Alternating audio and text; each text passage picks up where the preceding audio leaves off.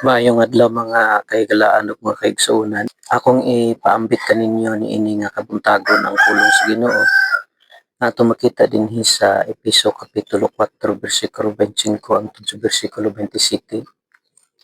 Ang pulong sa Ginoo nag-ingon, kung sa ayaw na kamo pamakak, isulti ninyo ang tinuod ngadto sa inyong isig katao kay kitang tanan bahin man sa lawas ni Kristo. Kung masuko kamo, bantay nga dili kamo makasala ug ayaw palungtara ang inyong kasuko sa tibuok adlaw. 27, ayaw hatagi gigayon ang yawa. Mga kahigalaan o mga kaigsuonan, duha ra gyud ka butang nga pwede makapenetrate ang kaaway sa atong kinabuhi. Una, kining pagpamakak. Ikaduha, kining kasuko. Ang pulong sa Ginoo nag-remind sa atoa nga matod pa niya diri sa bersikulo 25, busa ayaw na kamo pamakak. Atong hibaluan nga ang atong kaaway, siya ang amahan sa bakak.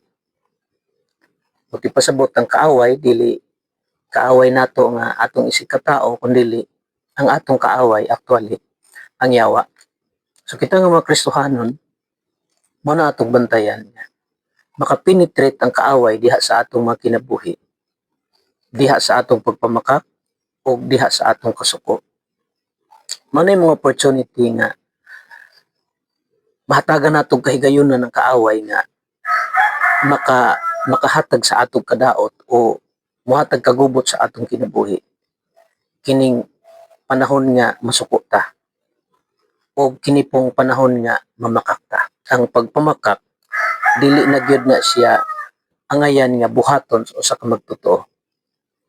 Now, mao nang ingon siya sa bersikulo 27, ayaw hatagi higayon ang yawa. Now, mao nang kita nga mga Kristohanon, mga kaigsuonan ko diha nga naglantaw karon. Mao na ang mga paagi nga ang kaaway makapenetrate o makahatag kagubot ilabi na sa grupo sa mga magtotoo kining duha ka mga butang nga atong bantayan aron walay kahigayonon ang yawa nga makahatag sa atong kagubot o makapenetrate sa atong kinabuhi kining pagpamakak o kining kasuko. Actually, ingon ang pulong sa Ginoo diha sa bersikulo 26, kung masuko kamo, bantay nga dili kamo makasala. Kitang Kristohanon, doon ay mga tendency nga pwede nga masuko ta. Pero ingon ang pulong sa Ginoo, bantay nga dili kamo makasala.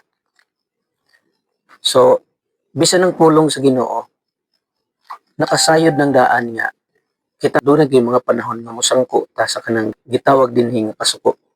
Pero ingon ang pulong sa Ginoo, bantay nga dili kamo makasala.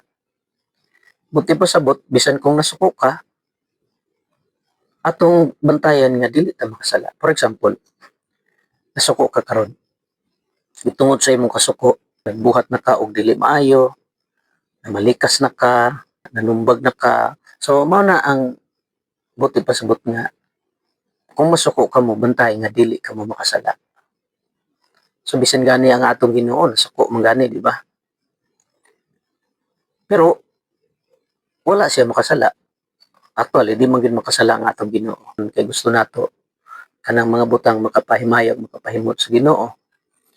Nya, posible nga masuko ta, no? Sa mga taong nagbuhat og dili maayo.